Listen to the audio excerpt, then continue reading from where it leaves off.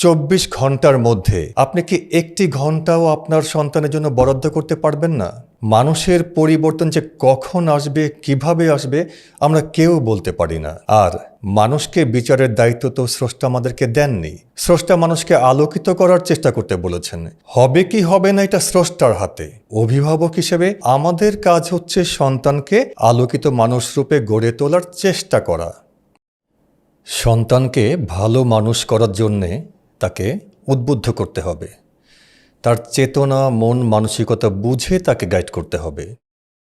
আর এই কাজটি করা সহজ হবে যখন আমরা পিতা বা মাতার ভূমিকা থেকে চলে আসব তার বন্ধু বা বান্ধবীর ভূমিকায়।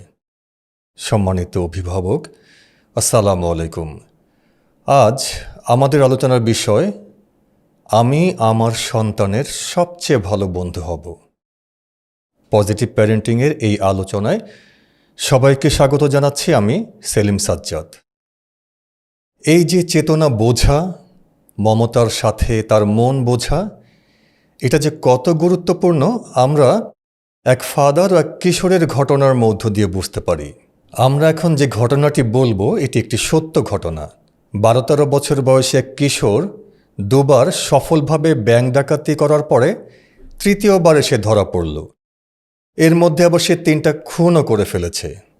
তো কিশোরকে যখন সংশোধনাগারে নিয়ে আসা হলো, প্রথম যেদিন কিশোরটির সাথে দেখা করতে গেলেন ফাদার, সে খুব উদ্ধত ভঙ্গিতে বসেছিল, হাতে ছিল সিগারেট। ফাদার তার সামনে এসে বসতেই কিশোর মুখ ভর্তি ধোঁয়া ছেড়ে দিল তার মুখের ওপর। ফাদার কিছুই বললেন না, বরং তার হাতে পায়ে যে বেড়ি লাগানো ছিল সেটি খুলে দিতে বললেন। এরপর থেকে প্রতিদিনই ফাদার কিশোরটির সাথে কথা বলতে আসেন, কিন্তু না তাকে দিয়ে কিছু কথা বলানো যায়, না তার সাথে কোনো কথা বলা যায়। ভালো কিছু বলতে গেলেই কিশোরটি খুব রেগে উঠত, বলতো আমাকে এসব বলে কিচ্ছু লাভ নেই। কিন্তু ফাদার কিন্তু বিরক্ত হতেন না, বরং আরও ধৈর্য ধরে তার সাথে কথা বলতেন এবং তার যে অধ্যত্বগুলি তিনি নীরবে সহ্য করতেন। বেশ কিছুদিন কেটে গেল এভাবে। আস্তে আস্তে ছেলেটির অধ্যত্ব যেন কিছুটা কমে এলো। একদিন ফাদার বললেন, তুমি কি লেখাপড়া শিখবে? আমার মনে হয় তুমি লেখাপড়ায় খুব ভালো করতে পারবে, কারণ তুমি খুব ভালো ছাত্র। এই প্রথমবারের মতো কিশোরটি মুখ খুলল, বলল, ফাদার, আমি তো আপনাকে শ্রদ্ধা করতে শুরু করেছিলাম, কিন্তু সেই আপনিও মিথ্যা কথা বলছেন আমার সাথে। আমি কখনো লেখাপড়া শিখিনি। ছোটবেলায় একবার স্কুলে ভর্তি হয়েছিলাম, কিন্তু পাশ করতে পারিনি বলে সেই স্কুল থেকেও আমাকে বের করে দেয়া হয়েছিল। সেই আমাকে কিনা আপনি বলছেন ভালো ছাত্র?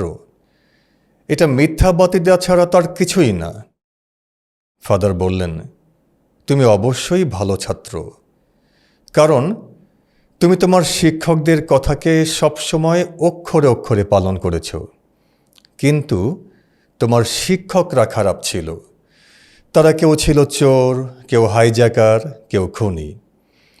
আর তোমাকে যা যা বলেছে তুমি তাই করেছ। তা না হলে তুমি 3টা খুন করতে পারতে না, 2বার সফলভাবে ব্যাংক ডাকাতি করতে পারতে না। এখন তুমি যদি শিক্ষক পরিবর্তন করো, ভালো শিক্ষকের কাছে যাও, তাহলে তোমার জীবনও বদলে যাবে। শুনে কিশোরের চোখ দিয়ে এই প্রথমবার পানি গড়িয়ে পড়ল। সে ফাদারকে তার শিক্ষক হিসেবে গ্রহণ করল। পরবর্তীতে সেও একজন ধর্মযাজকে পরিণত হয়েছিল। অর্থাৎ মানুষের পরিবর্তন যে কখন আসবে, কিভাবে আসবে আমরা কেউ বলতে পারি না।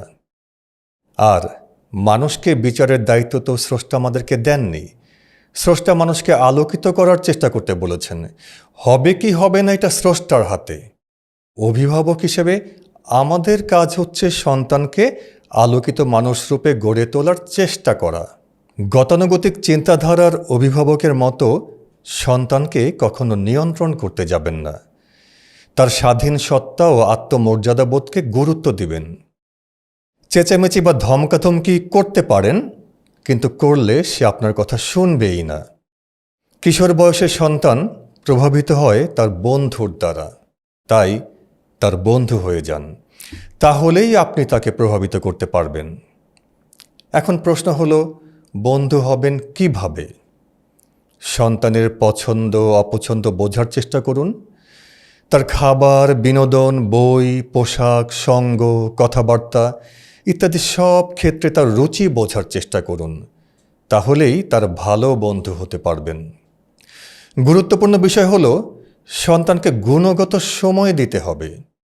আমাদের সবচেয়ে বড় সমস্যা হচ্ছে, যখন সন্তানকে গড়ার সময় তখন আমরা তাকে সময় দেই না। সন্তান যখন বিগড়ে যায় তখন আমরা সময় দিতে শুরু করি। ততক্ষণে যা হওয়ার তা হয়ে গেছে। কাদা বা মাটিকে নরম অবস্থা আপনি যখন গড়তে যাবেন, যেভাবে খুশি তাকে আকার দিতে পারবেন, কিন্তু সেটা যখন শক্ত হয়ে যায় তখন আপনি তাকে গড়তে গেলে তা কিন্তু ভেঙে যাবে। অতএব সময় থাকতে সন্তানদের সময় দিন, তাদের কথা শুনুন, তাদেরকে বলতে উদ্বুদ্ধ করুন। বন্ধু হওয়ার প্রথম বৈশিষ্ট্য হল ভাবের আদান প্রদান, অর্থাৎ শেয়ারিং।